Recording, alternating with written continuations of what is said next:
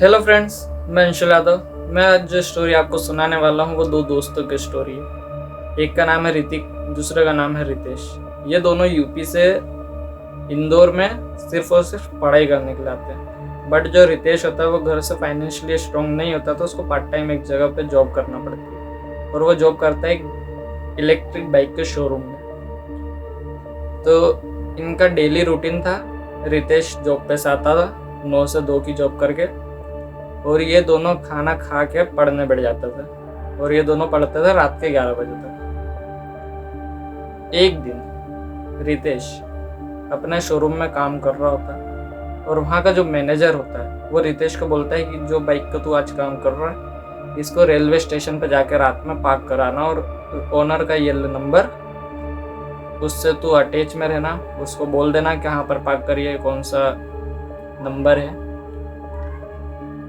इतना होता है, वो बोलता है ओके मैं करूँगा। तो ये बाइक इलेक्ट्रिक बाइक को लेकर घर पहुँचता है, वही खाना खाता है, पढ़ने बैठते हैं। बट ये आज 10 बजे तक ही पढ़ते हैं और उसके बाद वो ऋतिक को बोलता है चल एक बाइक जमा करके आना, उसको पार्किंग पे पार्क करके आते रेलवे स्टेशन। वो भी बोल देता ओके। तो इनके पास पहले से एक बाइक होती है, वो बाइक और ये इलेक्ट्रिक बाइक, एक पे ऋतिक एक पे रितेश, ये दोनों रेलवे स्टेशन पहुंचते हैं। रेलवे स्टेशन पहुंचने के बाद जब ये वहाँ पहुंचते हैं तो वो पार्किंग का जो ओनर होता है वो बोलता है आज पार्किंग पूरी फुल है, तो आज तो पार्क नहीं हो पाएगी। तो ये थोड़ी देर सोचते हैं क्या करे क्या ना करे, फिर ओनर को कॉल करते हैं। तो ओनर को बोलते हैं सर ऐसा है कि यहाँ की पार्किंग तो सारी भरी हुई है। तो ओनर बोलता है ठीक है तुम बाइक को ले जाओ, कल मैं शोरूम से कलेक्ट कर लूँगा। तो इन दोनों का दिमाग खराब, पहले इनको पढ़ना था, अपना पढ़ाई का काम छोड़ के इसकी बाइक देना है और ये बाइक लेने में अपना नाटक कर दिया। और फिर ये दोनों निकल जाते अपने घर की ओर। बट रात के 11 से 11:30 के समथिंग हो जाता। ये रात में जैसे ही अपने घर के लिए जा रहे होते तो सुनसान रास्ते से इनका एरिया होता जाने का।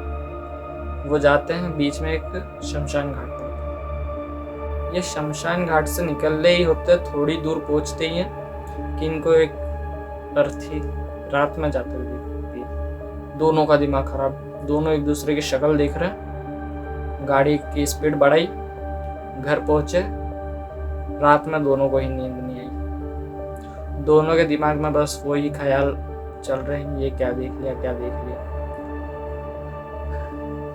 ऋतिक सोने चले जाता है, सो रहा होता है। उसकी अचानक से नींद खुलती है छत के टेरेस पर, और जो छत के टेरेस की बाउंड्री होती है उसके पास खड़ा है उनके घर के पड़ोस में जो एक बंटी नाम का लड़का होता है वो खड़ा है। ये जाता है इतनी रात में यहाँ क्या कर रहा है, और ये आया कैसे। ये जाता है डरते डरते डरते जाता है, उसकी पीठ पर हाथ लगाता है और उसको बोलता बंटी बंटी। मतलब उसने अपनी गर्दन इतनी गंदी टर्न करी और उसकी आंखें यहाँ से पूरी सूजी हुई है, सूजी काली भी नहीं, सूजी इतनी मोटी। ऋतिक देखता और नीचे भागता, अपने रूम में जाता है, रूम का दरवाजा ठोकता है।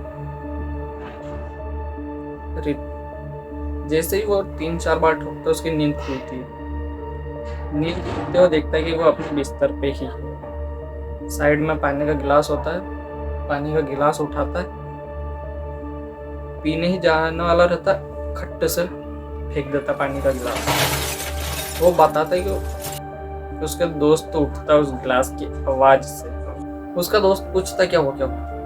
बोलता है मैंने कुछ सपने देखे। बोलता तूने भी। ऋतिक बोलता तूने एक गिलास क्यों फेंका।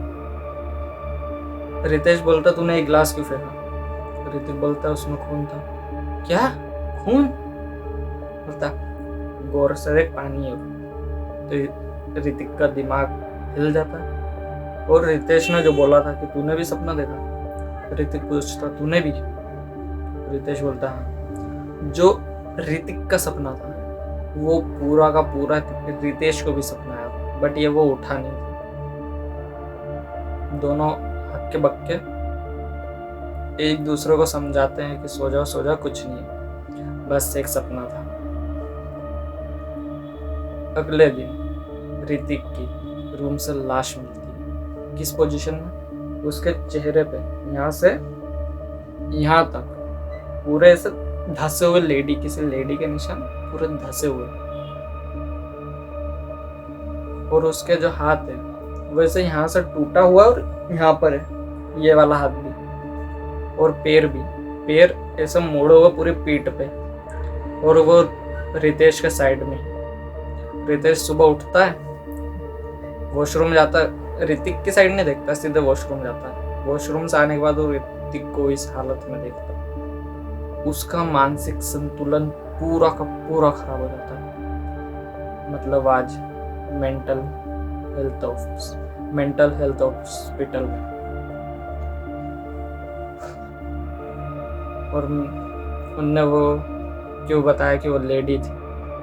जब ये लोग आ रहे थे रात में, तो जो ऋतिक होता है उसने उस अर्थी में लेडी का हाथ ऐसे गिरा हुआ देखा। हाँ, माना कि ऐसे बांध के रखते कि हाथ का इधर उधर जाए नहीं, लेकिन उस लेडी का हाथ नीचे था, हाथ में चूड़ी थी और नाखूनों में रेड नेल पॉलिश थी। और ऋतिक की लाश में जो नाखून यहाँ से यहाँ तक चल हुए थे, नाखून पूरे धसे हुए थे, वो भी इतना हुआ।